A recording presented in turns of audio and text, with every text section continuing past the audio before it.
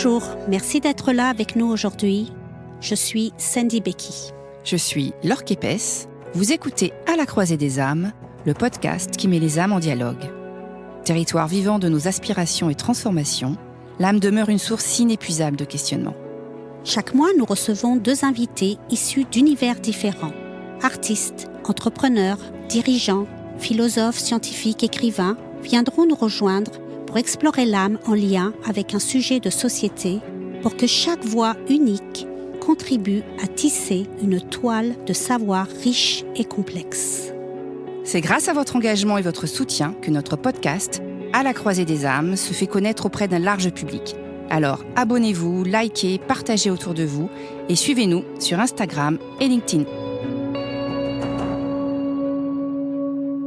Bonjour et bienvenue dans ce nouvel épisode. Aujourd'hui, nous allons explorer un territoire fascinant, celui qui relie l'âme et l'engagement. Quand on parle d'engagement, on pense souvent à l'action, au concret, au terrain, aux bénéficiaires, aux résultats de cet engagement. Et quand on évoque l'âme, on imagine plutôt quelque chose d'invisible, d'intangible, voire d'abstrait pour certaines personnes. D'où l'envie pour ce nouvel épisode de À la croisée des âmes, de regarder ce qu'il y a derrière ces actions concrètes, de se pencher sur le cheminement intérieur qui amène un jour à donner de son temps, de son énergie, de son cœur, pour un sujet, une cause, des droits, et révéler comment cet engagement raconte, questionne et fait vibrer notre âme différemment. Et pour en parler aujourd'hui, nous avons 2 super belles personnes que nous sommes ravis d'accueillir. Sandrine Delage. Sandrine, toi, tu es passionnée par l'univers des technologies. Depuis 2013, tu es activement engagée pour plus d'inclusion et d'équité dans le numérique. Tu as créé avec ta fille le blog Mère et Fille 2.0. Tu es à l'initiative du collectif Women and Girls in Tech depuis un petit moment et tu es maintenant depuis presque 1 an en mécénat de compétences chez Simplon Fondation. Et on peut dire, Sandrine, que ton moteur, c'est d'œuvrer avec des alliés et de faire ensemble. Donc Sandrine, bonjour et bienvenue à la croisée des âmes. Merci. Moi aussi, ravie d'être là. Et à tes côtés, Vincent David. Vincent, toi, tu as créé en 2006, sous le nom de Relations d'utilité publique, l'agence RUP, qui est une agence de communication et d'influence qui accompagne les organisations à la fois privées et publiques, de l'intérêt général, mais aussi de l'économie sociale et solidaire. Tu es également président du bureau de l'ONG Max Havelaar.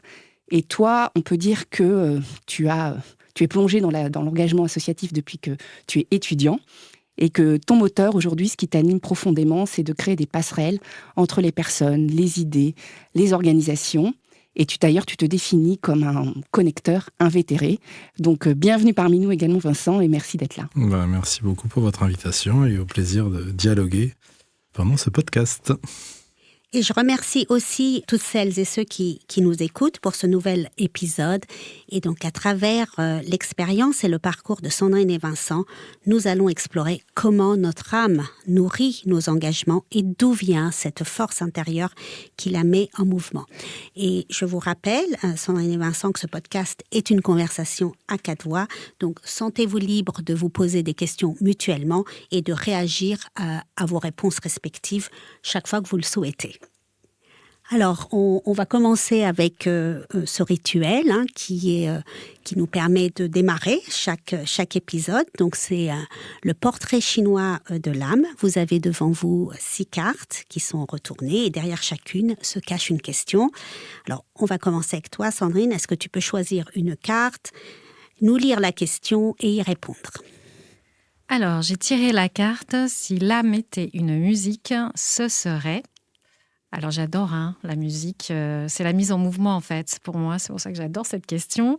Et en fait, moi ce qui m'a vraiment inspirée, c'est l'album et le groupe L'Amomali, qui s'écrit L-A-M-O-M-Ali,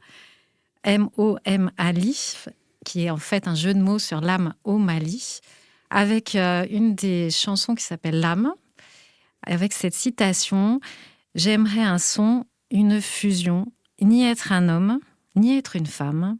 Dans ma langue, ça s'appelle une âme. » Et j'aime beaucoup cette phrase parce que c'est le relais avec mon engagement. de plus de représentation des hommes, mais des femmes aussi dans les métiers du numérique. On manque cruellement de femmes. Et moi, en tout cas, dans ma vie professionnelle et dans mon engagement, j'ai envie d'être une personne, ni un homme, ni une femme. Et la Momalie, c'est un collectif, par ailleurs. Et la Momalie, c'est un collectif. Et ça rejoint, mais là, c'est peut-être plus philosophique. Quand on a parlé ensemble de ce podcast L'âme, je me suis vraiment posé la question, et l'âme, en fait, est arrivée dans ma vie avec la perte d'un être cher. Et c'est aussi le cas, malheureusement, pour cet album. Mais du coup, ça résonne encore plus. Et on y reviendra là-dessus. Alors, à ton tour, Vincent, on va te laisser choisir une carte. Je tire la carte et il semble que nous ayons des choix communs, puisque, en effet, si l'âme était une musique, ce serait. Donc... moi, je suis sensible aussi à cet album, parce qu'il y a une des chansons qui me touche beaucoup. Et alors, je vais être en résonance avec toi, Sandrine, puisque moi, la musique qui m'évoque l'âme, c'est un morceau qui s'appelle Call to Prayer, qui est interprété par Baaba Maal, qui est un grand chanteur et musicien sénégalais. Donc on reste dans l'ouest de l'Afrique, et il se trouve que ce morceau est sur un album qui s'appelle... c'est l'album qui précède l'album Passion. Le nom m'échappe, Previous Passion, je crois. Et en fait, Passion, c'est la musique du film La Dernière Tentation du Christ. Donc c'est une musique qui a été coordonnée par le leader du groupe Genesis. Son nom m'échappe également. Collins. L'autre. Peter Gabriel, merci beaucoup. Et Passion, c'est, je crois, le premier album de son label qu'il avait créé, qui est un peu le label, enfin l'album qui a lancé ce qu'on a appelé la musique du monde. Et il se trouve que moi, la musique, c'est ma vie. Et tout le lien entre la spiritualité et la musique, pour moi, est totalement fondamental. Et ce morceau est un des premiers qui m'a le plus touché. Et quand je pense à l'âme, je pense à celui-ci. Bon, on mettra toutes ces références quand on publiera l'épisode. Ouais, ces références musicales. Exactement. Et puis, merci. Déjà, ça fait un point commun entre vous deux, la musique et le mouvement. Et puis, pour enchaîner sur l'engagement, mais avant, on avait envie de vous poser une question à tous les deux. Qu'est-ce qui vous fait vous lever le matin ? Qu'est-ce qui vous met en mouvement, justement, pour avancer dans vos engagements respectifs, tous les jours ? Moi, ce qui guide ma vie, c'est d'être utile aux autres. Donc, je me lève le matin en me disant comment je vais être utile. Et ça, c'est une très bonne motivation pour se lever le matin. Et moi, alors, être utile dans l'action. En fait, pour moi, c'est pas seulement quand je me lève le matin, mais le soir. Est-ce que j'ai passé une bonne journée ? Et la réponse, c'est qu'est-ce que j'ai fait réellement aujourd'hui de concret et d'utile ? C'est quoi pour vous être utile ? Alors moi, être utile, c'est réparer l'injustice. Il y a cette notion d'injustice qui est très forte depuis le début, puisque on a des valeurs républicaines qui sont liberté, égalité, fraternité. Et quand moi j'ai avancé dans ma vie, je me suis dit liberté, il faut vraiment faire attention, c'est très fragile. Mais l'égalité, non. En fait, j'ai découvert la notion d'équité. Moi, l'équité, c'est OK, on est tous sur la même ligne de départ, mais il y en a qui, aujourd'hui, ont des ailes et d'autres du plomb. Donc, comment je fais en sorte que l'équité devienne cette égalité ? Et puis, j'ai appris avec le temps, en tant que femme, que fraternité, c'est pas inclusif du tout. Donc, on a en fait un champ lexical qu'on utilise tous les jours, qu'on a digéré, ingéré, hommes et femmes, et qui, en fait, nous a donné dès le départ une place. Et en fait, on se conforme souvent à cette place. Donc, vraiment, mon objectif, oui, le matin et le soir, c'est qu'est-ce que j'ai fait d'utile pour un monde un peu plus juste, un peu plus équitable. Toi, Vincent, tu l'entends comment, le fait d'être utile, toi, dans ton quotidien ? Pour moi, quand j'ai eu mes premiers engagements vers l'âge de 20 ans. J'étais notamment bénévole au Resto du Cœur. J'ai des jeunes à faire leurs devoirs. Mais c'est vrai qu'il y avait une dimension qui me manquait, c'était que j'étais, je pense, utile à des personnes dans un temps précis avec certaines personnes, mais la dimension plus globale, plus politique, plus méta me manquait. Et c'est vrai que depuis maintenant une trentaine d'années, je suis sur des engagements qui sont plus politiques parce que je pense qu'il faut faire changer les choses, évidemment à l'échelle de l'individu, mais aussi à l'échelle politique et à l'échelle plus globale, que ce soit local, national, européen ou mondial. Et donc c'est plus des engagements plus politiques au sens plus sociétaux qui me motivent. D'accord. Et alors, pour poursuivre un peu sur les origines, justement, de vos engagements, je vais revenir avec toi, Sandrine. Je disais en introduction que depuis 2013, tu es engagée pour justement cette équité, cette inclusion dans la tech. Est-ce que tu peux nous raconter ce qui s'est passé cette année-là, en 2013? Quel a été le déclencheur? Qu'est-ce que ça a touché en toi et qu'est-ce que ça a transformé? Alors déjà, je suis admirative de Vincent parce que justement, moi, à 20 ans, à 30 ans et à 40 ans, je n'avais pas du tout cette conscience, en fait. Ça a été un cheminement. Il m'a fallu des dizaines d'années parce qu'au départ, c'est vraiment arrivé déjà juste à survivre. Enfin, je veux dire, avoir un emploi, être accepté dans un environnement, pouvoir construire sa famille. Et le déclic est venu presque à 50 ans, cet engagement, parce qu'en 2013, c'est un premier événement de la Journée de la femme digitale qui pose des chiffres et qui montre qu'il n'y a plus que 17% de femmes parmi les développeurs et développeuses de ceux et celles qui codent finalement notre monde. Alors que moi, il y a plus de 40 ans, j'ai commencé par être développeuse et il y avait quasi la parité dans le monde du développement, pas dans le monde du hardware, puisque ça, c'est encore autre chose. Et donc, j'ai vécu de manière quelque chose... C'était diffus, c'est ça qui est difficile d'ailleurs dans l'inclusion, c'est que c'est sourd-noir. En fait, c'est confus, tu te rends pas compte, mais tu vois qu'il y a quelque chose qui ne va pas. Et je voyais les femmes disparaître, et là, ça a été un choc. C'est-à-dire que toi, tu le constatais, oui. Mais là, il y a eu une sorte de révélation, et les chiffres ont parlé oui. Et ont eu un effet très déclencheur, oui, effectivement. C'est ça. Avec cette idée d'être utile dans mon environnement. C'est-à-dire que moi, j'ai commencé par le colibri, en fait. Je suis une femme de la tech, je suis dans la tech, je connais la tech. Et les femmes ont disparu. Et donc, j'ai quelque part une conscience que j'ai un pouvoir possible. J'ai une marge, un territoire qui devient le mien. En fait, je le prends à ce moment-là, mais sur un environnement sur lequel je pense pouvoir agir. Mais qu'est-ce que tu penses que ça a touché en toi pour, comme tu dis, il y a eu cet éveil à ce moment-là, alors que jusqu'à présent, je pense que tu étais sûrement déjà sensible à l'injustice, à plein de choses, et on y reviendra. Mais qu'est-ce que ça a touché en toi, ou peut-être à ce moment-là, peut-être que tu as pu l'éveiller, qu'est-ce que ça... Je répondrai aujourd'hui par l'intelligence artificielle qui est partout, qui est dans notre quotidien, et c'est une révélation que la tech, c'est notre vie. C'est notre vie d'aujourd'hui, c'est notre futur. Et moi, en tant que femme de la tech, j'avais, en 2013, cette conscience que la tech, c'est l'homme façonne l'outil, mais l'outil façonne l'homme ou la femme. Et donc, c'est un enjeu sociétal et politique. En fait, je le ressens à ce moment-là, alors qu'on me dit à l'époque, mais non, les gens disent, mais non, la tech, c'est invisible. Nous, notre métier, c'est autre chose. La tech, c'est pas notre métier. La tech, c'est pas au cœur de la vie.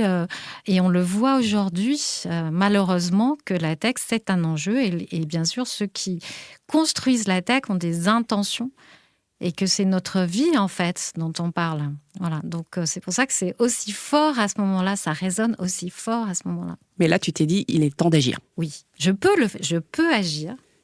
Je dois agir. Oui, donc une âme de précurseur un peu. Il y a plus de 10 ans. Je me tourne vers toi, Vincent, pour continuer sur un peu justement ces déclencheurs. Et celles et ceux qui nous écoutent ne le savent peut-être pas, mais toi, tu as eu une maladie grave entre 12 et 17 ans et tout pouvait s'arrêter. Est-ce que tu dirais que c'est cette proximité avec la mort qui a réveillé quelque chose en toi? Et est-ce que ça a été comme une sorte de force qui t'a ensuite poussé à t'engager? Oui, certainement. Enfin, je pense que l'engagement, c'est toujours une pluralité de causes. C'est son éducation, son environnement, et puis en effet des faits extérieurs qui t'arrivent. Moi, en ce qui me concerne, je pense que mon caractère et mon éducation m'ont toujours tourné vers les autres. J'étais déjà comme ça. J'ai eu une éducation religieuse, je pense, qui m'a aussi tourné vers les autres, catholique en l'occurrence, même si je suis complètement athée depuis l'âge de 13 ans, mais ça m'a quand même structuré. Et en effet, j'ai eu cet accident à l'âge de 12 ans. J'ai eu une hémorragie cérébrale à cause d'un angiome au cerveau. Je suis tombé dans le coma et on ne pouvait pas m'opérer. Et j'ai été traité par nouvelle machine qui venait d'être inventée. Et on ne savait pas trop combien de temps ça mettrait pour faire disparaître l'angiome. Mais ça a mis un peu plus de 4 ans. Et donc pendant 4 ans, j'ai vécu un peu avec une épée de Damoclès, puisque à tout moment, je pouvais avoir de nouveau un AVC. Et donc, je me suis construit comme ça, en me disant que la vie pouvait s'arrêter à tout moment et que j'ai acquis une forme de sagesse et j'ai évidemment fait un travail d'introspection un peu naturellement parce que j'avais pas la même vie que mes petits camarades, je pouvais pas faire de sport, je pouvais pas porter mes livres, j'avais une vie au ralenti un petit peu. Mais la chance que j'ai eue, c'est que j'ai pas eu de séquelles. Donc, j'en ai tiré que du positif. Et puis, évidemment, comme souvent les enfants qui ont une maladie, j'ai voulu être médecin pour justement rendre ce qui m'avait permis de survivre.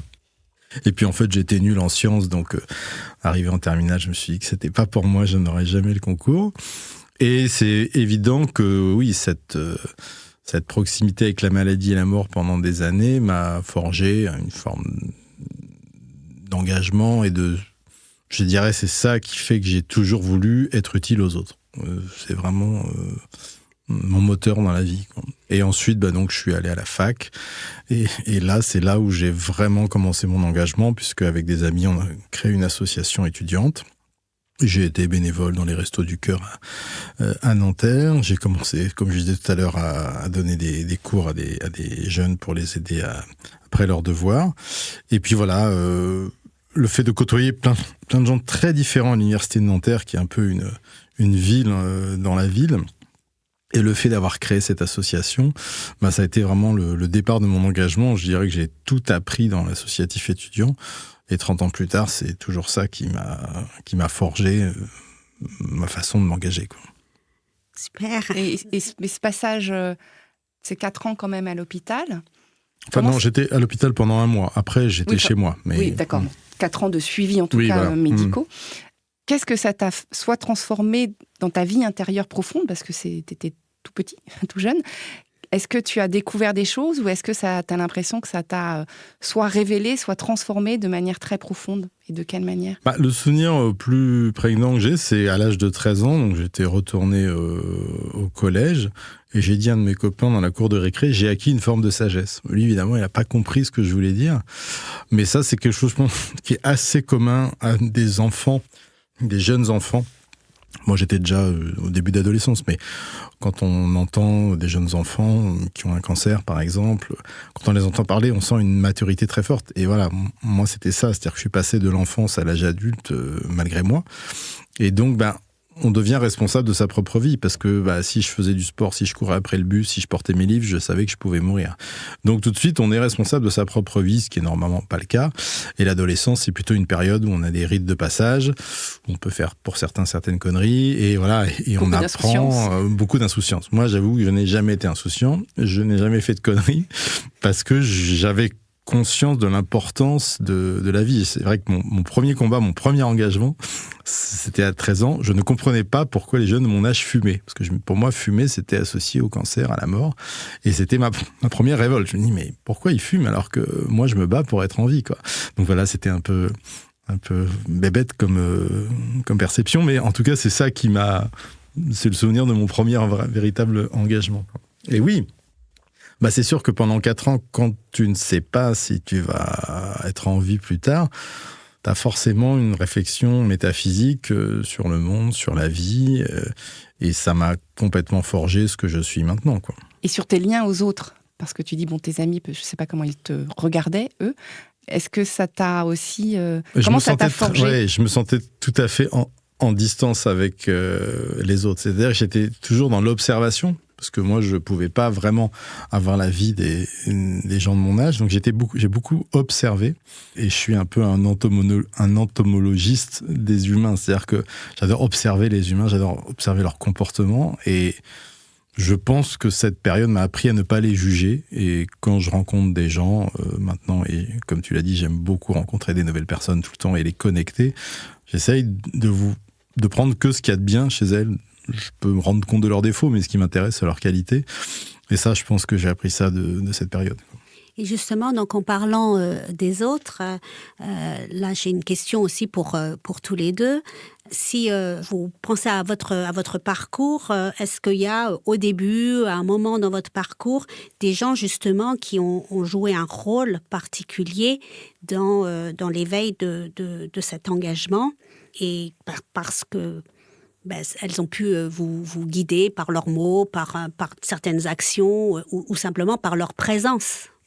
Sandrine, Alors moi, je resterai dans l'enfance. La personne qui m'a le plus marquée, c'est mon père. Mon père qui est photographe. Donc, il m'a appris à regarder, en fait. Donc, chaque fois qu'on sortait quelque part, je ne savais jamais quand est-ce qu'on allait rentrer. Et il passait son temps à me dire « Oh, Sandrine, regarde là, même le bateau passe, regarde la lumière, regarde... » Et en fait, j'ai eu cette éducation depuis toujours sur comment je vois le monde. Et pas forcément dans la façon très classique de l'école, où je ne me retrouvais pas du tout d'ailleurs, sur justement des règles, des conformités. En plus, je suis lyonnaise donc d'origine, donc à l'époque, on peut dire c'est une ville assez fermée en fait, qui ne s'ouvrait pas. Et je retiens aussi de ce que tu dis, Vincent, la bienveillance. Mon père avait cette bienveillance incroyable. C'est-à-dire tout ce qui était négatif glissait sur lui et sa phrase c'était « c'est pas intéressant ». Donc les gens qui étaient agressifs, qui étaient arrogants parfois, qui étaient... Voilà, j'ai jamais entendu mon père dire du mal de quelqu'un, mais simplement il traçait sa route de création, parce qu'on en parlera peut-être, pour moi l'engagement est relié à l'action et à la création. Le plus important, c'est de créer. Le plus important, c'est d'avancer. Le plus important, c'est de regarder et de construire son propre monde. Donc oui, c'est lui qui m'a donné beaucoup de choses. Avec un regard sur toi aussi, très bienveillant. Très bienveillant, mais vraiment, je cite cet exemple, mais qui m'a toujours impressionnée sur l'apprentissage et comment on fait la conduite du changement, puisque ça a été un de mes sujets. Donc, juste pour dire la petite anecdote, mon père était passionné de tennis, donc il m'a donné des dizaines de cours de tennis. Et donc, quelques années après, on se retrouve sur un cours de tennis avec ma fille qui n'avait jamais joué, et on joue devant lui extrêmement mal. Et moi, je suis très mal, je me dis, il va être déçu de moi, ça va être terrible. Et la première chose qu'il me dit, c'est « tu n'as pas tellement perdu, en fait ». Et là, j'ai compris, ça dédramatisait tout. Et ce regard bienveillant, tu as juste envie de recommencer, tu as juste envie de te libérer et de faire de ton mieux et de prendre du plaisir dans ce que tu fais. Et ça, rien que ça, ce regard-là, c'est d'une puissance incroyable. Et c'est ce que j'ai essayé de faire aussi, moi, plus tard, dans l'entreprise, vraiment. C'est de prendre ce que tu dis, Vincent... regarder le meilleur des autres et leur permettre de s'exprimer, de se développer, tout en se développant aussi soi-même. Et c'est ça où le collectif naît, dans cette bienveillance-là. Il n'y a pas d'autre moyen d'apprendre que la bienveillance, je pense. Et en toi, ce qui me Vincent ? concerne, il n'y a pas de personne en particulier. En revanche, dans tous les engagements que j'ai pu avoir ou que j'ai actuellement, ça a toujours été collectif. J'ai du mal à percevoir un engagement... bien sûr, l'engagement, c'est toujours personnel, je veux dire, mais c'est pas un engagement solitaire, c'est toujours avec d'autres. J'ai toujours construit des assos, je me suis toujours agrégé à des associations qui ont été créées avec d'autres. Donc, pour moi, c'est plein de rencontres, en fait, avec des gens engagés sur différentes causes. T'as pas de rôle modèle ou de figure inspirante, une personne particulière qui t'a inspiré plus que d'autres? Non, je pourrais pas dire, je pourrais pas la citer, en tout cas. Et vous parlez tous les deux beaucoup de collectif et de solidarité finalement. Est-ce que vous pensez que pour s'engager, il faut être mu par quelque chose qui nous dépasse, par quelque chose de plus grand que soi?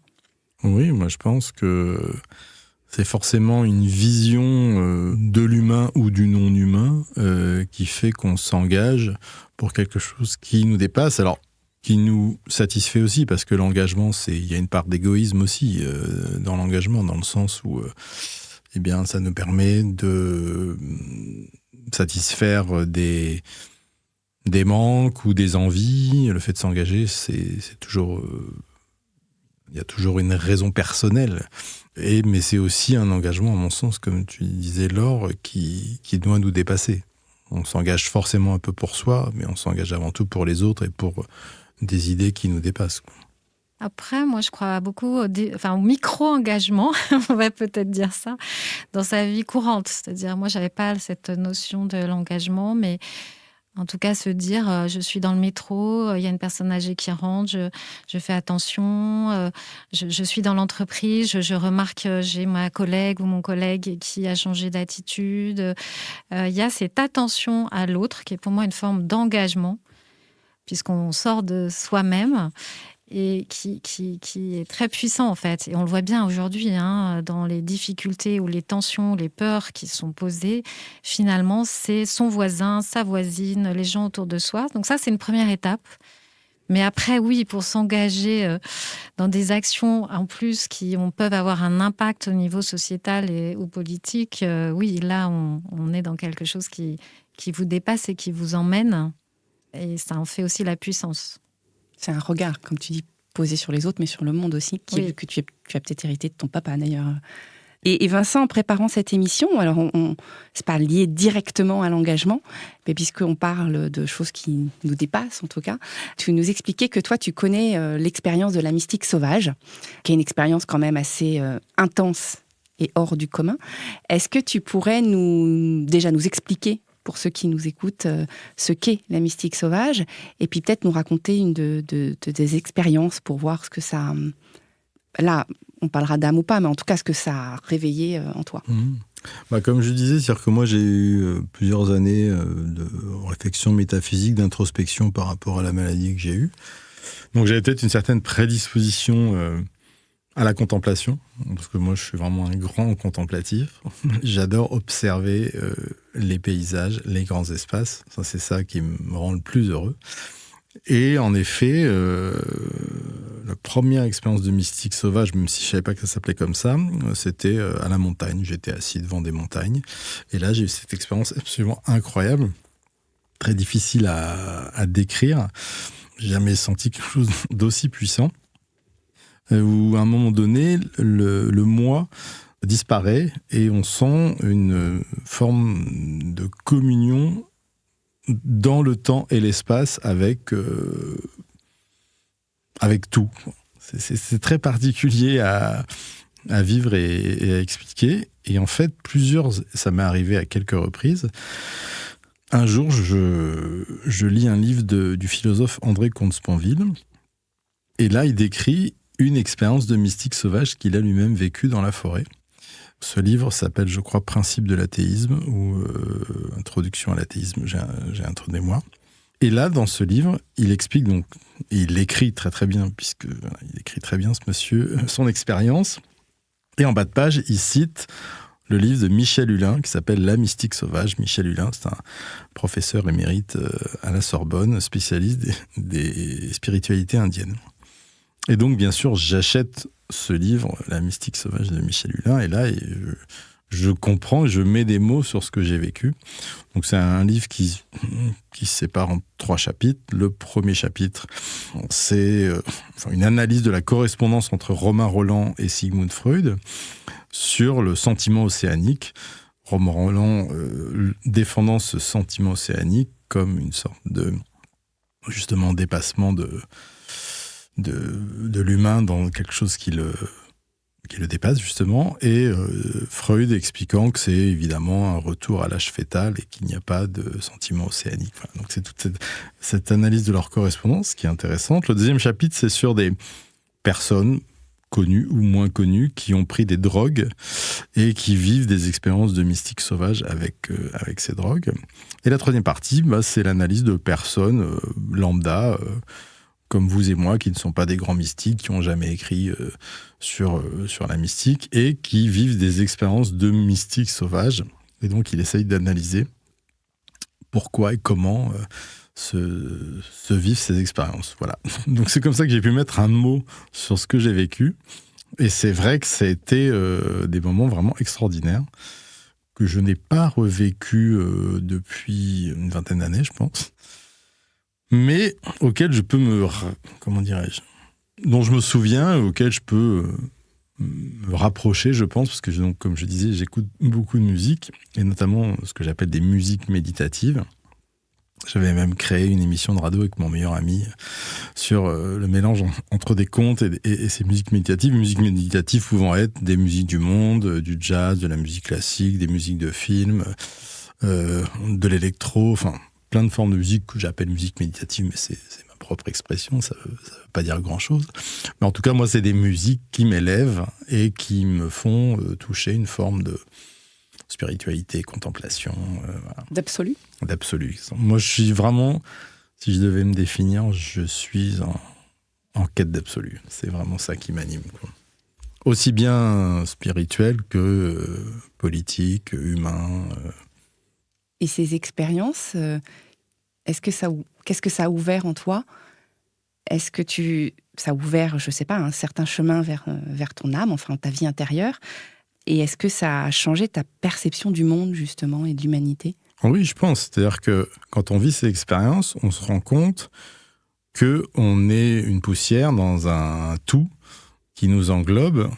Et par conséquent, je pense que si j'ai fait les choix professionnels, militants que j'ai eus, c'est en partie ça. C'est-à-dire qu'on a évidemment une nationalité, on appartient à un pays, à un continent, mais on appartient à l'humanité entière. On est sur Terre et a priori on ne va pas en partir. Et on est sur Terre, on est dans le cosmos, on est dans l'univers. Donc on appartient tous à ce tout. Et en vivant cette expérience de mystique sauvage, ça nous permet, donc, comme je disais, le moi disparaît. Donc c'est une grande forme d'humilité. Et on se dit que là, on est un petit grain de sable parmi des milliards d'autres. Et donc il faut se mettre au service de ce tout, quoi. C'est très beau ce que tu racontes. On pourrait parler d'expérience du lumineux, si on voulait citer Jung, mais je trouve ça très beau. Moi, j'étais très marqué par la lecture de Karl Friedrich Graf Durkheim, qui est un psychologue allemand qui a introduit le zen en Occident, et notamment le Centre de l'âme, qui a été un livre très marquant pour moi. Disons qu'il m'a aussi permis de mettre un peu des mots sur ce que je pouvais vivre. Même si, encore une fois, je le disais tout à l'heure, je suis totalement athée. Oui, quoi. oui. Et ça t'a marqué, pourquoi Qu'est-ce que ça t'a... Ça a mis des mots, oui, ça a mis des mots sur mots? des choses que j'ai vécues, sur justement cette notion de toucher quelque chose qui nous dépasse, que certains appellent Dieu, que d'autres appellent sans doute autrement. L'univers, ouais. la lumière. Ça te parle, toi, Sandrine? Oui. Et d'ailleurs, pour rebondir sur ce que disait Vincent, dans cet esprit de communion avec le temps et l'espace, dans cette expérience de mystique sauvage, toi, dans ton engagement sur plus d'inclusion dans la tech, c'est quand même un engagement qui date depuis 2013, mais il y a eu beaucoup de femmes et d'hommes qui se sont déjà engagés sur ce sujet. Et est-ce que tu te sens, toi, relié à ces personnes, un peu en communion, finalement? Bon, c'est vrai qu'il y en a qui ont disparu, mais leurs actions, leur impact, il a quand même perduré dans le temps et il est porté ensuite par des personnes comme toi qui a pris cet engagement aussi sur ces mêmes sujets. Oui, on avait parlé ensemble d'ailleurs. Merci Vincent pour ce partage. On voit cette connexion par rapport à l'espace. En fait, l'espace et le temps se fondent. Moi, j'ai pas ce type d'expérience, mais j'ai cette sensation de ce que je pourrais appeler les liens d'âme, qui est plus la trace que chaque personne laisse. Et tu parlais aussi de transmission tout à l'heure. Donc c'est vrai que moi, je ressens les personnes passées, même les engagements de personnes, qu'on est vraiment héritier, héritière de toutes ces personnes avant nous qui se sont battues pour être aujourd'hui avec les droits qu'on a. Donc il y a cette responsabilité de transmission vers les autres. Et moi, dans ma façon de vivre le collectif, je vis le collectif avec ces âmes sœurs, en fait. Quand on parlait d'âme, c'est le mot qui est venu tout de suite pour moi, de ces connexions avec des personnes où tu es dans l'action, tu crées un projet un peu fou, tu es dans cette vision, on ne sait pas encore, tu veux construire cette vision commune, et il y a des personnes qui adhèrent tout de suite comme si c'était un puzzle. Alors, ce n'est pas un grand espace peut-être, mais c'est ce puzzle d'âmes multiples qui crée ce lien et sur lequel, en fait, ça va créer un lien tellement fort qu'on va s'autoriser à agir, on va s'autoriser à aller sur des chemins qui n'ont jamais été créés, parce que finalement, on doit résoudre des problèmes. Aujourd'hui, on a besoin de l'innovation, de résoudre des problèmes qui n'ont jamais été résolus auparavant. Et donc, il y a cette connexion, je le dis parce que Sandy en fait partie, de ces liens d'âme qui te portent, qui te soutiennent et qui te permettent d'aller plus loin. Merci. Pour continuer sur cette dimension intérieure de votre engagement, est-ce que vous diriez que ça, justement, donc, agit comme un révélateur de votre âme? Peut-être que ça a créé une connexion plus profonde avec votre âme. Et comment votre engagement vous a transformé l'un, l'autre? Vincent, si tu peux partager. Moi, je ne sais pas ce que c'est que l'âme, je ne sais pas si j'en ai une, je ne sais pas si les autres en ont, j'aurais beaucoup de mal à la définir, je ne sais pas si j'y crois, mais en tout cas, comme je disais, je crois à une forme de transcendance, à quelque chose qui nous dépasse, peut-être que ça s'appelle l'âme, les âmes, Dieu, j'en sais rien, mais je ne suis pas agnostique, c'est-à-dire que je suis athée, donc je pense qu'il n'y a pas de Dieu, mais ça c'est une position qui est très personnelle, mais c'est pas parce que je ne suis pas croyant que je n'ai pas une grande spiritualité. C'est ce que je disais, j'ai une spiritualité qu'on appelle peut-être laïque, et je crois, j'ai vécu ces expériences de mystique sauvage, donc je peux pas m'en abstraire, mais c'est certain que c'est tellement puissant comme expérience que ça fait forcément se poser des questions, et je pense que ça sans doute contribué, comme je disais tout à l'heure, les engagements, je pense que c'est toujours lié à plusieurs causes, mais ça a certainement contribué à ce que je suis aujourd'hui et à mes engagements divers et variés. Oui. Mais disons, est-ce que toi, tu arrives à voir au cours de ces 30 ans, justement, parce que c'est quand même un parcours assez long d'engagement sur différentes causes, différents sujets, est-ce que tu arrives à voir comment ça t'a peut-être révélé à toi-même d'une façon différente, même peut-être surprenante ? Oui, moi, comme je le disais, je me suis beaucoup engagé pour la lutte contre l'exclusion, je me suis beaucoup engagé sur des sujets de solidarité internationale. Je me suis beaucoup engagé, donc on est plus sur la question de l'humain, mais depuis très, très longtemps, je me suis aussi beaucoup engagé sur les questions environnementales, parce qu'en fait, j'ai fait un mémoire de Master 2 en sciences politiques sur les ONG comme nouvel acteur des relations internationales, sur la notion d'opinion publique mondiale et aussi de conscience mondiale. Et dans ce cadre-là, j'ai participé à la délégation des ONG françaises à la COP5 à Bonn, donc sur le climat, en 1999. Et donc, comme je le disais tout à l'heure, la question écologique et a fortiori la question du climat, c'est fondamentalement une question globale, puisque elle touche chaque être humain, elle touche toute la planète. Le climat, le réchauffement climatique, va toucher tout le monde. Il touche déjà tout le monde. Donc c'est une question globale. Et les questions écologiques au sens du climat sont des questions globales qui nous dépassent. Et elles deviennent des questions politiques. Donc c'est pour ça que je disais tout à l'heure, les enjeux politiques, écologiques, humains, non humains, sont tout à fait liés, quoi. Et quand on parle d'humain et non humain, on est dans une dimension cosmologique, une dimension très globale qui dépasse l'être humain. Et là, ça revient à ce que je disais tout à l'heure, au lien, à quelque chose qui dépasse le temps et l'espace, quoi. Où tout est lié. Où tout est lié. Oui. Et toi, Sandrine, comment ton engagement t'a transformée ? Je pense qu'il te révèle et il te confronte en permanence. C'est vraiment... Alors pour moi, l'âme, c'est plutôt ce qui t'anime. C'est la vie, l'essence même. J'y mets pas quelque chose de spirituel, en tout cas, c'est pas du tout mon domaine. Mais qu'est-ce qui t'anime, la question de comment tu te sens quand tu te lèves le matin, et cette vie, en fait. Et j'aime, si j'allais le dire dans l'autre sens, en fait, j'ai pas envie de perdre mon âme. Donc en fait, je la découvre au fur et à mesure de ce qui est vraiment essentiel pour moi et comment je veux agir. Il y a le quoi, mais il y a le comment. Donc le comment, c'est la solidarité, c'est la bienveillance, c'est le collectif, c'est être du côté positif de la force, puisque ce qui nous anime en tant qu'être humain, c'est souvent des fois la peur, la peur de l'autre qui nous renferme, et où l'amour. C'est ce que dit Sandy, mais voilà, on est complètement alignés avec Sandy.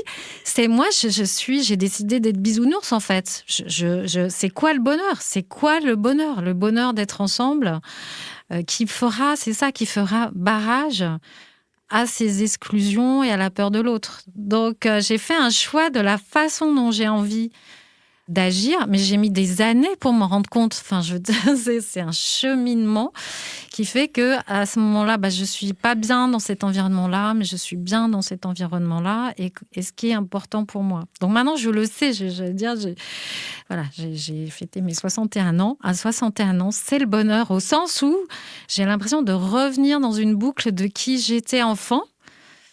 Et est-ce que j'ai été fidèle à ce que j'étais enfant ? Et j'ai grandi avec cet engagement. Et j'ai gardé le cap. J'ai réussi, je crois, ça c'est ma fierté propre, à être fidèle à moi-même, en fait, et à ne pas perdre mon âme. Et je répondrai comme ça. Merci. Alors, garder le cap, donc tu as mentionné ça, la peur, le comment. Et on sait que l'engagement peut causer des désillusions, et de l'épuisement.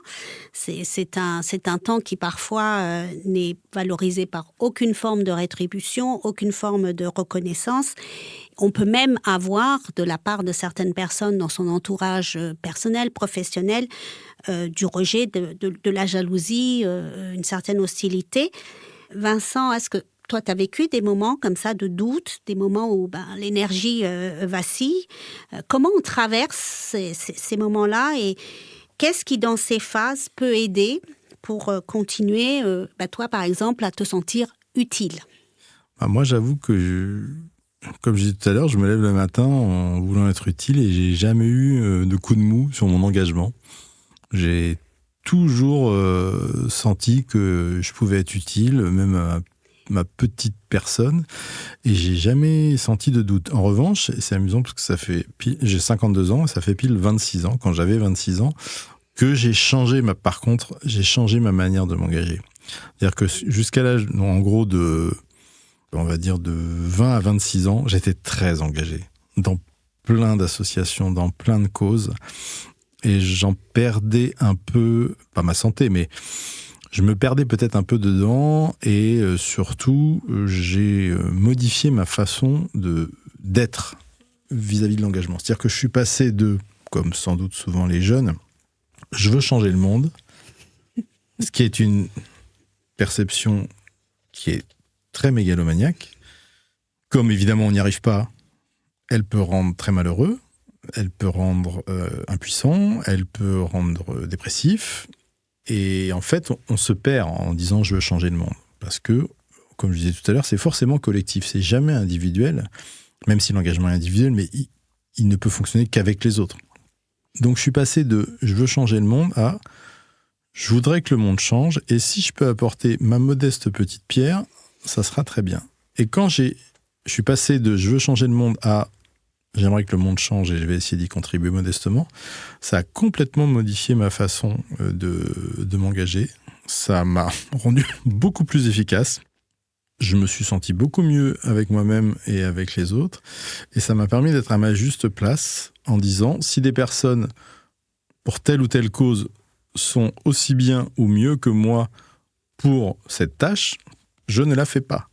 Et donc, ça permet de vraiment se mettre au service, là où on est le plus utile, le plus pertinent, sans prendre la place des autres et sans se fourvoyer dans un engagement total, absolu, en fait, qui peut rendre malheureux, parce qu'on ne peut jamais toujours réussir.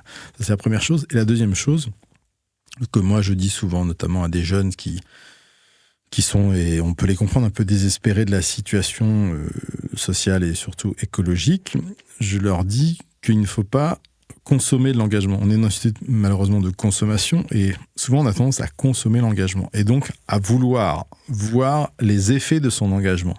Et je pense qu'il faut accepter de ne pas voir les effets de son engagement de son vivant. C'est-à-dire que, comme je disais, on contribue à quelque chose qui est plus grand que nous, qui nous dépasse, et on apporte notre pierre. Alors, parfois, des gens s'engagent beaucoup plus que d'autres, évidemment, et c'est très bien.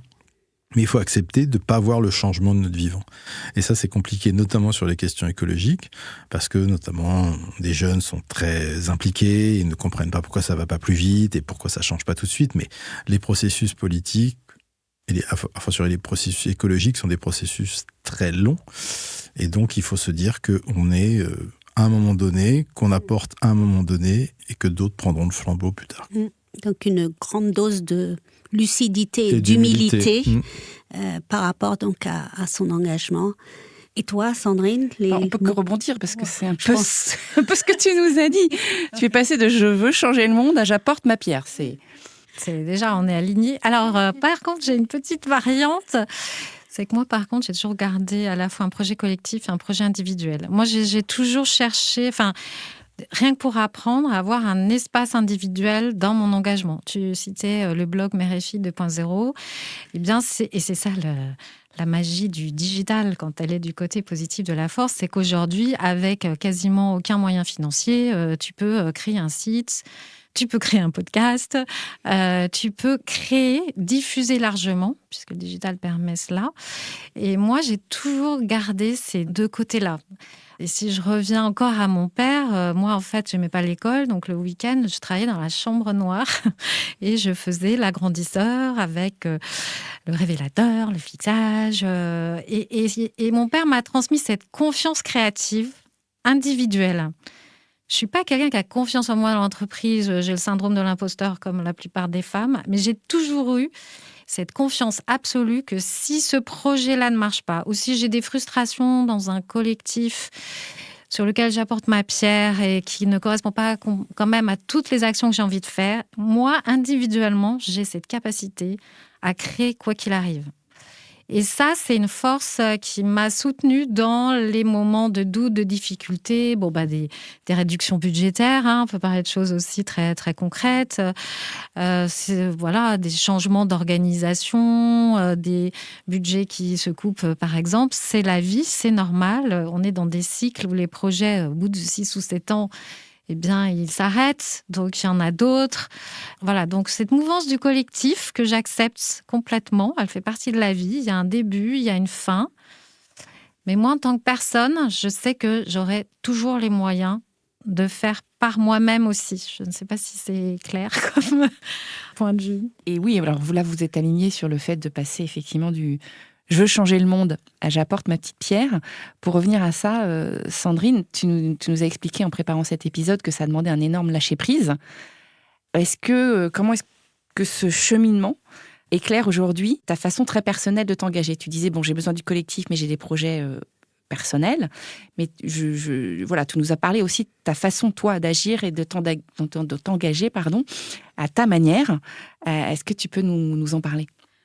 Alors, à ma manière, c'est toujours un peu difficile. Ce lâcher-prise, en tout cas, c'est ce moment où tu avances dans la vie. Et effectivement, je rejoins Vincent, il faut être extrêmement humble dans ce que l'on fait, extrêmement aussi bienveillant, et se dire que on n'a pas... On ne peut pas toujours convaincre. Moi, j'aimerais revenir sur ce terme de convaincre, parce que quand on est dans l'engagement, moi, j'ai envie de te convaincre qu'il faut absolument des femmes dans la tech, parce qu'il y a 50% de tes clients sont des clientes, parce que tu prends des risques, parce que c'est aussi réparer l'injustice. Mais les personnes en face de toi, elles n'ont pas le même cheminement que toi. Et convaincre, c'est contraindre. Et donc, ce lâcher-prise, c'est aussi autoriser les autres à pas être au même niveau que toi et se dire, si déjà j'ai une petite pierre, j'ai déjà mis une petite graine, on se reverra bientôt, tu me diras ce que tu en as pensé. Accepter aussi le temps long, accepter, c'est toutes ces frustrations, mais le faire avec. Et faire avec les autres, c'est accepter aussi le temps des autres. Voilà, c'est mon... Et à faire avec les autres, mais tu nous disais aussi dans la joie et dans le fun. Tu disais l'important, c'est d'être heureux. Oui. C'est pour toi, c'est aussi important d'apporter ce fun, comme tu dis. Oui, parce que sinon, on voit que les contraintes, encore une fois. Contraindre, convaincre, c'est contraindre. Et moi, j'ai envie, au contraire, de dire que l'engagement et ce qu'on peut apporter lorsqu'on est utile, c'est ce qui rend heureux. En fait, qu'est-ce qui te rend heureux ? C'est le bonheur, quoi. Je veux dire, quand tu tu as par exemple une femme de plus dans une équipe tech qui va produire des services pour l'ensemble de la société, tu peux te dire c'est la fierté. Et oui, la joie, je te dis, moi j'assume le côté bisounours totalement, parce qu'on me le dit souvent. Quand je fais des conférences, on me dit « mais c'est très bisounours ». Oui, j'ai décidé d'être bisounours dans ma vie, d'apporter la joie, et je crois que c'est vertueux en fait. Quand tu apportes le sourire, la joie, je sais pas, l'autre a envie de répondre aussi en souriant aussi. Et du coup, quand on crée cette connexion, ce lien d'âme, en fait, on est dans le comment. On n'est plus dans pourquoi on fait les choses, c'est comment je peux améliorer ensemble, comment on peut faire ensemble pour améliorer les choses. Ta question, c'était aussi sur le sujet effectivement de l'épuisement, on en fait beaucoup. Je voudrais juste te rappeler, Vincent, que toi, tu as décidé aujourd'hui quand même de travailler en 4/5e pour pouvoir donner encore plus de temps aux autres et à tes engagements associatifs. Comment tu as pris cette décision ? Est-ce que c'est quelque chose qui s'est imposé à toi, que ton cœur, ton âme, tu t'es dit là, je peux plus faire autrement ? C'est-à-dire que donc, moi, mon métier, c'est la communication, l'influence, le plaidoyer pour des associations sur des causes sociales, environnementales, d'éducation, d'emploi, de santé. Donc, mon quotidien, c'est d'accompagner ces associations essentiellement, ou des entreprises à impact, des fondations sur leur communication et leur influence. Donc, je pense que je suis utile grâce à mon métier avec mes collègues. On est une quinzaine dans l'agence. Mais parfois, je ne suis qu'un prestataire. Et même s'il y a des causes qui me parlent, il y en a d'autres qui m'intéressent aussi et pour lesquelles je ne travaille pas. Et donc, j'avais envie de m'engager pour ces causes à titre bénévole. Et des gens sont venus me chercher ou moi, je les ai les contacter parce que j'aimais beaucoup ce qu'ils faisaient. Et du coup, je me retrouve à être dans des conseils d'administration d'une dizaine d'associations. Donc, ça prend quand même beaucoup de temps. Et par conséquent, j'ai décidé, ça fait 20 ans que j'ai créé l'agence, de prendre un petit peu de recul et d'être en 4/5e pour avoir une journée où je me consacre en partie à ces associations et où je peux lire sur plein de sujets qui les concernent, quoi. En tous les cas, on vous sent quand même très aligné avec les choix que vous avez faits, que vous faites. Et est-ce que vous diriez que l'engagement, c'est aussi une façon de prendre soin de qui vous êtes, de votre âme, de ce qui vibre là à l'intérieur de vous? Oui, je suis convaincu, c'est ce que je disais tout à l'heure, on s'engage aussi pour soi. C'est forcément, il y a une part d'égoïsme dans l'engagement. Parce qu'encore une fois, on répond à des manques ou à des envies personnelles. Et si on ne les satisfait pas, comme tu disais Sandrine, on peut être malheureux, quoi. Donc le fait de s'engager, c'est du temps qu'on passe, c'est parfois des sacrifices par rapport à sa famille, c'est aussi des sacrifices financiers, c'est aussi être confronté à des situations qui peuvent être très difficiles à vivre. Mais en même temps, si on s'engage, c'est qu'on a des bonnes raisons de le faire. C'est rare qu'on s'engage contre soi-même. Donc, encore une fois, l'engagement, je pense que c'est la satisfaction aussi d'émotions, de sentiments personnels, quoi. Oui, et qui peuvent même aller quand même au-delà de l'ego. Parce que tu disais, c'est aussi égoïste, mais... Oui, bien sûr, c'est forcément... Je pense que dans l'engagement, il y a forcément une part un peu d'égoïsme et bien sûr une part de bienveillance, et d'empathie et d'envie d'aider les autres, quoi. Oui, l'engagement te nourrit. Donc moi, je ne le vois pas comme un don, en fait, l'engagement. Je le vois comme cette connexion d'âme. C'est vraiment ce côté... je me ressource avec les autres et en fait, c'est un peu un processus de transformation où ce que j'apprends, je peux le transmettre aux autres. Donc, je fais partie de ce monde et je fais partie du cycle de ce monde. Je ne le ressens pas, l'engagement, comme quelque chose, comme étant quelque chose qui serait un don à l'autre, qui serait un don, entre guillemets, gratuit. Pas du tout. Puis tu parlais d'alignement, c'est une manière, tu disais, je veux pas perdre mon âme, donc c'est une manière d'être aligné avec soi. En fait. Ça, c'est le socle. Parce que quand tu perds ton âme, tu perds tout, en fait.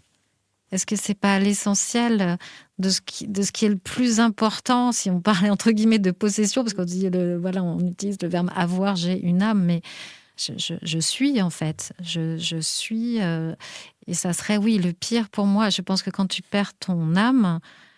Et après, il y a peut-être des raisons pour ça. Moi, je ne juge pas du tout si des personnes sont confrontées à des choix qui ne sont pas les leurs et sur lesquels ils ne peuvent pas être alignés. Mais je pense que ça te détruit profondément. Autant l'engagement te construit, autant perdre ton âme te détruit. Donc là, on arrive bientôt à la fin de cette conversation passionnante. Est-ce que vous auriez une question que vous voudriez vous poser? Est-ce que toi, Sandrine, tu voudrais poser une question à Vincent et inversement, Vincent à Sandrine par rapport à tout ce qu'on a échangé ensemble et avant qu'on fasse la conclusion de cet épisode avec une dernière question, parce qu'on se réserve quand même le droit d'avoir la dernière question. Moi, j'ai une question pour Sandrine, parce que pour le coup, moi, je suis très engagé dans une association qui s'appelle Lève les yeux et qui œuvre pour la déconnexion numérique et donc qui plaide pour qu'on soit beaucoup moins connecté aux réseaux sociaux, aux smartphones et qu'on lève les yeux justement des écrans.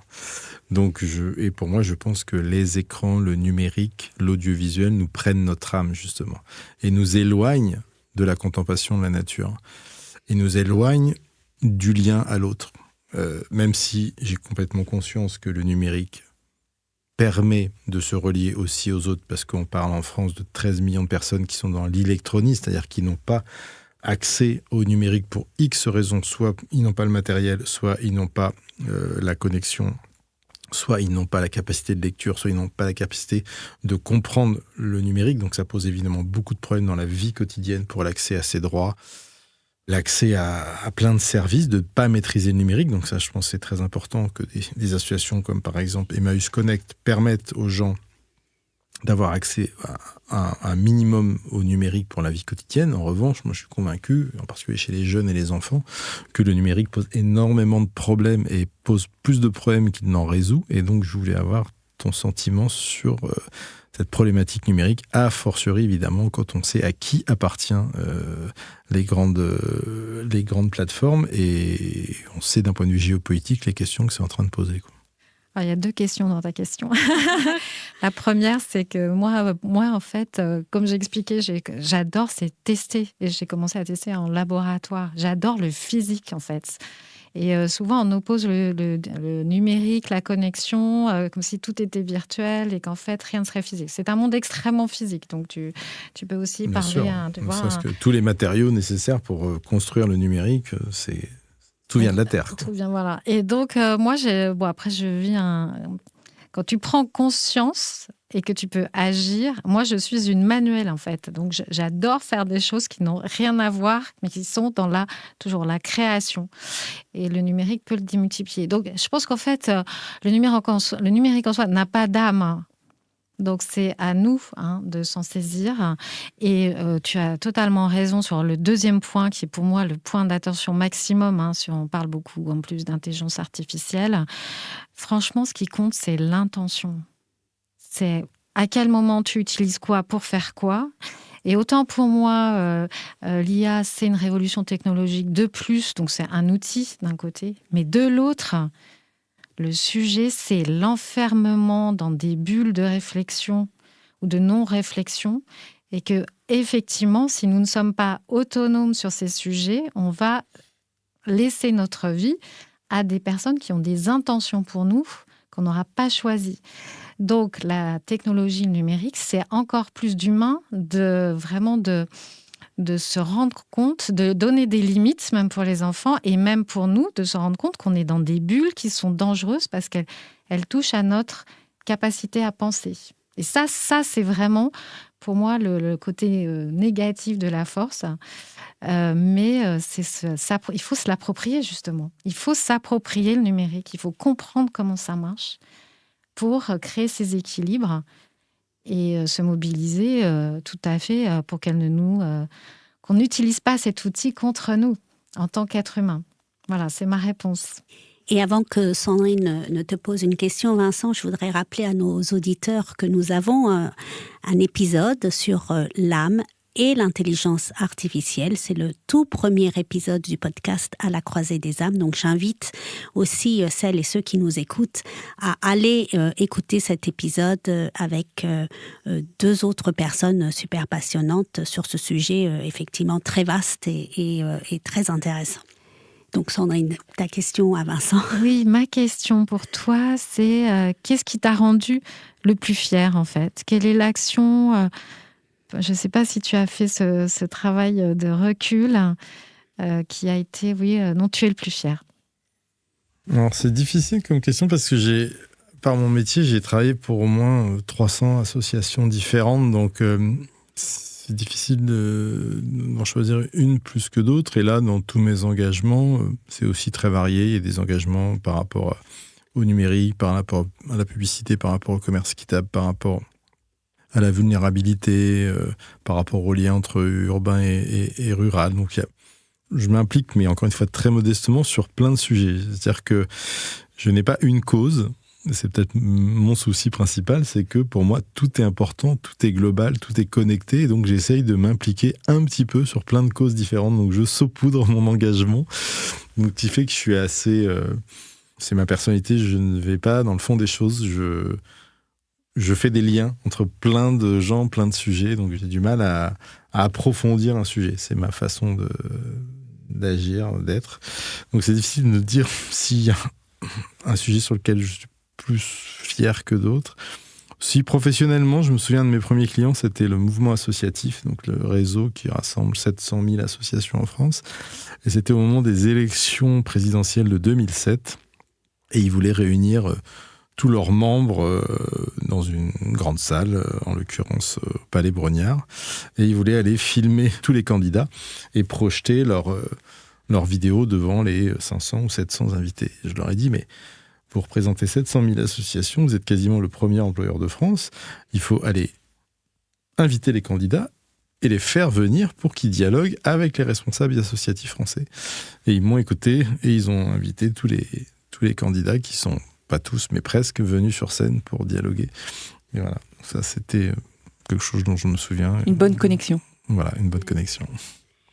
Merci. Donc là, on arrive dans les dernières minutes de cette conversation et on a une question pour chacun qui est plutôt tournée vers l'avenir. Toi, Sandrine, tu es beaucoup investie sur la transmission aux jeunes générations et principalement aux filles, ou notamment aux filles.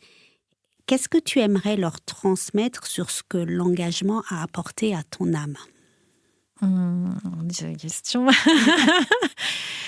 Les questions de Sandy. À chaque fois, quand on discute ensemble, Sandy me donne des questions comme cela qui me fait réfléchir. Et je crois que... Et je crois que c'est ce que j'ai répondu un peu aussi à Vincent. C'est faire réfléchir, ouvrir son regard et réfléchir au monde qui nous entoure. Qu'est-ce que ce monde veut dire dans son quotidien, et justement de pouvoir en tout cas identifier en quoi je peux le changer déjà dans mon environnement proche. Quelle est peut-être la première action, micro-action, qui me permet en fait d'être vraiment ce contributeur au monde. Toi Vincent, un peu même question. Qu'est-ce que tu aurais envie de transmettre à celles et ceux qui nous écoutent sur le lien justement entre l'engagement et ce qui t'anime et ce qui anime chacun au plus profond de soi? Encore une fois, je pense que l'engagement, c'est le fait de sortir de soi-même pour aller vers les autres, humains ou non humains, et s'impliquer pour que, encore une fois, ce qui est en dehors de nous aille mieux.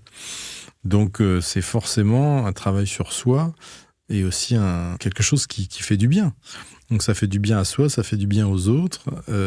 Et il faut le faire, comme tu disais, je suis d'accord avec toi, Sandrine, il faut le faire dans la joie au maximum. Et dans l'humour aussi, parce que moi, dans tout ce que je fais, j'essaye de mettre de l'humour et d'être un peu en décalage par rapport à des choses qui sont évidemment sérieuses, mais sans se prendre au sérieux. Et ça permet aussi de dédramatiser et puis de se prendre moins au sérieux. Et ça fait pas de mal, quoi. Oui, je conseille à ceux qui veulent s'engager avec humour de lire les newsletters de l'agence RUP, qui effectivement sont quand même très décalés, très drôles. Merci. Mais merci à tous les deux, vraiment merci pour cette conversation, merci de vos partages, merci d'avoir accepté de parler de ce lien entre l'âme et l'engagement. C'est pas forcément évident de mettre des mots dessus, de l'évoquer, donc merci pour ça. Et puis on a bien compris à travers tout ce que vous avez dit que finalement s'engager, c'est quelque part prendre soin de son âme, mais c'est aussi en écoutant son âme qu'on chemine vers l'engagement pour avoir de l'impact sur soi, mais de l'impact aussi sur le monde. Donc vraiment, merci à tous les deux, Sandrine et Vincent. Merci également à tous ceux qui nous écoutent, vous qui nous écoutez, que vous soyez fidèles à ce podcast ou que vous le découvriez. Je rappelle qu'à la Croisée des âmes, c'est un podcast qui, tous les mois, rassemble des personnes issues d'univers différents pour parler de l'âme en lien avec un sujet de société.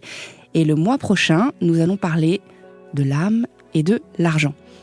Si vous avez aimé, eh bien évidemment, likez, commentez, partagez. On a vraiment besoin de vous pour faire connaître ce podcast au plus grand nombre. C'est grâce à vous que ça va exister aussi, donc merci. Merci à tous les deux. Merci à vous trois pour cet échange passionnant. Merci. Merci d'avoir partagé avec nous ce moment à la croisée des âmes. Nous espérons que cette conversation à 4 voix aura fait vibrer votre âme et fait jaillir des étincelles de conscience. Nous vous retrouvons le mois prochain pour un nouvel épisode et d'ici là, restez à l'écoute de votre âme.